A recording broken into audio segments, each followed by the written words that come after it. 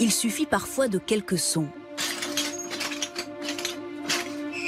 pour vous donner des sueurs froides.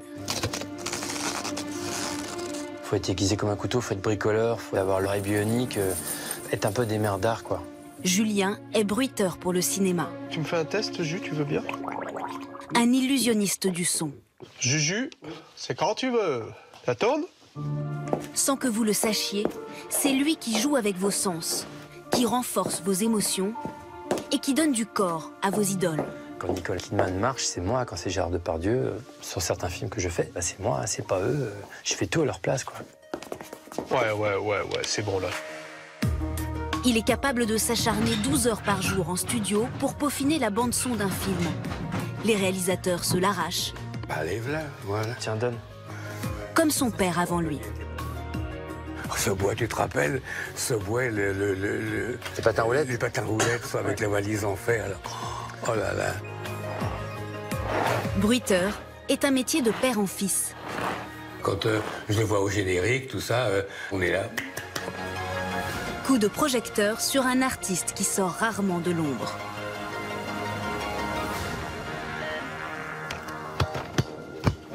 Pour bruiter des films, Julien doit fabriquer des sons, les composer avec des objets du quotidien. Patron, bonjour. Il a combien votre ballon? Des outils qu'il trouve tout simplement dans la rue ou au marché et qu'il s'amuse à détourner de leur fonction initiale. Là, je vais te montrer. Vous savez les stores vénitiens que vous avez chez vous? Quand j'en ai pas ou quand ils font pas assez de bruit, je fais ça, je plie en deux. L'occasion aussi de faire son show hors des studios. D'accord, ok. Ça fait un store vénitien. D'accord. Ah, il faut y penser, hein. Au marché, Julien n'oublie jamais de passer chez son maraîcher. J'ai trouvé mon bonheur, je crois. Est-ce que vous avez un chou, un gros chou?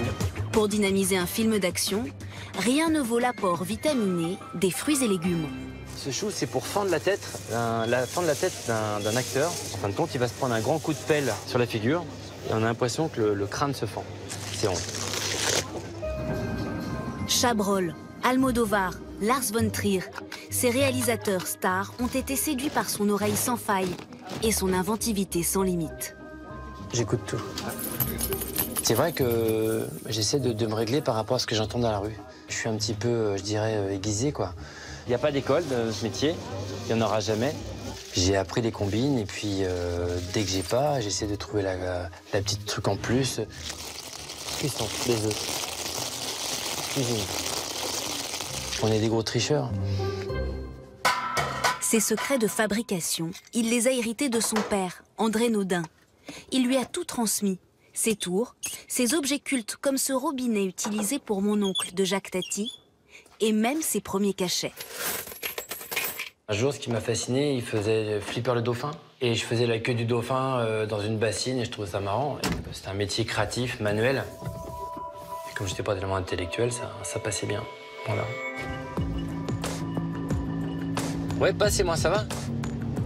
Bah, je suis en train d'arriver tranquillement. Bonjour. Salut. Pendant 20 ans, fils et père ont bruité côte à côte. Leur plus grande fierté est un succès populaire du cinéma français. Je me rappelle de ça. Tu avais fait ça avec un chalumeau. La cultissime soupe aux choux avec Louis de Funès. Voilà, c'est là. Entendre le bruitage de ses propres pas avait épaté le roi de la comédie. Voilà. Là, il rentre en chaussons, mais toi, tu l'as fait en sabot. Ouais. Pour les besoins d'assurance, il n'avait pas le droit d'être en sabot parce qu'il était cardiaque. Ouais, il aimait pas. Et on avait fait les pas en sabot. Mais c'est pas vrai qu'il me dit, mais comment vous faites? Ben, je dis, monsieur, c'est mon métier. Il me dit, c'est magique. C'est parti. Un savoir-faire familial, inimitable.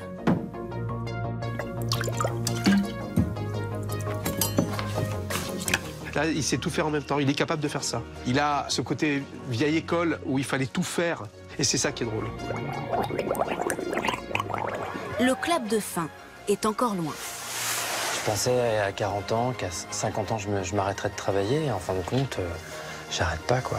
Enfin, je pense pas que la retraite, c'est pour tout de suite. Mon papa a travaillé jusqu'à 75 ans, 77 ans, et je vais prendre le pas, quoi. Jusqu'à temps que ça me fasse plaisir.